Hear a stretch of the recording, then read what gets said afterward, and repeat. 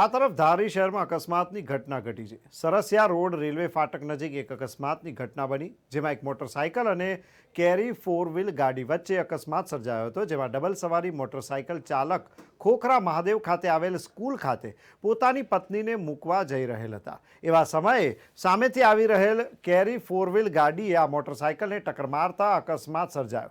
108ની મદદથી ઇજાગ્રસ્તોને ધારી શહેરની સિવિલ હોસ્પિટલમાં સારવાર માટે ખસેડાયા। હાલ સિવિલ હોસ્પિટલમાં સારવાર હેઠળ ખસેડાયા છે। ઇજાગ્રસ્તોની સારવાર શરૂ છે, ત્યારે અકસ્માતમાં જેમનો આબાદ બચાવ થયો છે એવા ઇજાગ્રસ્તની સાથેની વાતચીત દરમિયાન તેમણે શું થયું તે જણાવ્યું હતું।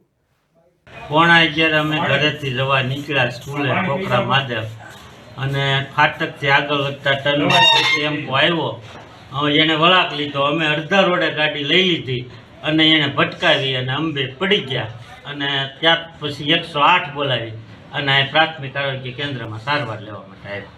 કઈ જગ્યા ઉપર થયું? ફાટકથી આગળ સરસિયા રોડ।